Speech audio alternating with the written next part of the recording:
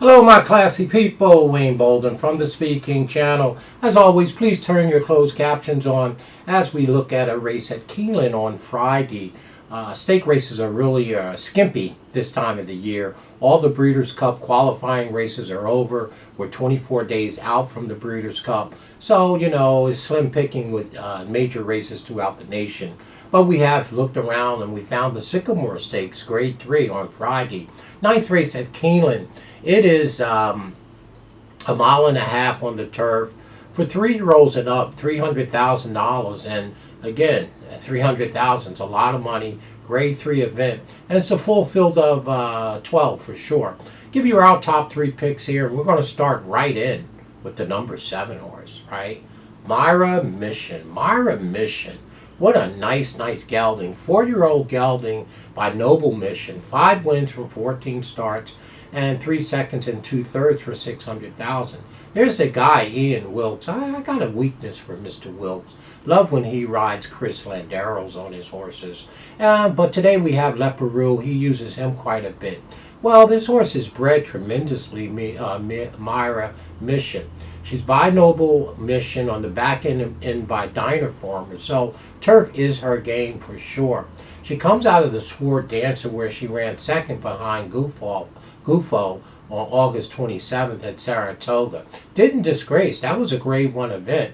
And she ran second only by a half. That was a tremendous race she put in. That was 48 days ago. So to me, this horse is our best bet of the day. We think this horse really should win this race.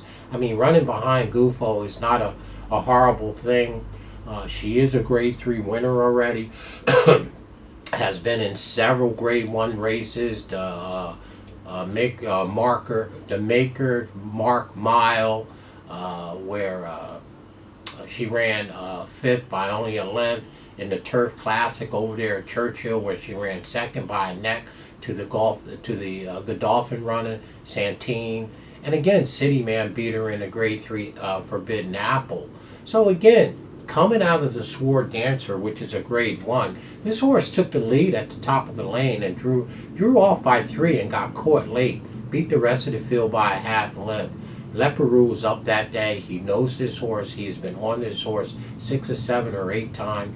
There's no reason why the number 7 don't get it done in here. It's going to be our best bet. We like Myra Mission a whole bunch in here. And we're going to look, of course, outside to Money Making Mike's horse. Another mystery. Chris Block's horse. Another mystery. Ran a beautiful race in the Turf Cup at Kentucky Downs on September 10th. 8 wins from 30 starts, 4 seconds, 4/3. Speed figures are fantastic. Now the horse was beaten by Red Knight in that race, only by a nose. But I think the horse had a bad trip that day. So I think the number 11 horse, Another Mystery, should run well in here. Have flow in the arms today. This will be our second pick for sure. And we like our third pick is going to be the number 8 horse, Temple. This is an old timer, just 6 though. 7 wins from 37 starts, 8 seconds, 8/3. That's pretty good. By Temple City, Quiet America on the back end. This is your Mike Maker runner, right? This horse was only 7-1 in the Turf Cup, where Another Mystery outfinished her. But I don't think that was vindictive of Temple. I think the horse has a better race in her, or in him. I'm going back to the July 23rd race at Monmouth Park in the United Nations, where she ran 3rd to a Chad Brown horse, Adamo, and Epic Bromance. So to me, if she runs that, or if he runs that race on that he ran July 23rd, this horse should be in the thick of it. Loves to run long, loves to hit the board, knows how to win. Our third pick here will be Temple for sure, the number 5 horse. The number 8 horse, excuse me. And if you need a 4th horse, I guess the number 5 you could round out your super with is Accredited. Not a bad horse at all, but I'm only going to pick the top 3 for sure. So in this year's race over there at the Sycamore Grade 3, I'm just head over heels about the number 7 horse, Myra's Mission. She was 18-1 last time in the Sword Dancer. It was a G1. It was a grade 1. This is a grade 3, and there's no goofos in here for sure.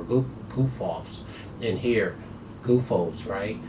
To me, Myra Mission is the best bet on the card here in this only stake race at Keeneland on Friday. So for us, it's going to be the number 7 on top.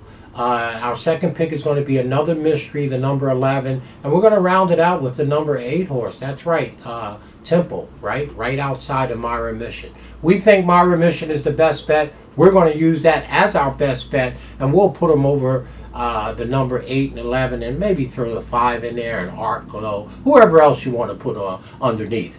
But we think it's all Myra Mission. That's going to be our top pick. That's the only one we're going to put on top. So we're going to pick them in order. 7, 11, 8, like that. But we're betting the 7 horse on top to win. We like Myra's Mission. Getting class relief in here, if you ask me. And Wilk should get this done for them.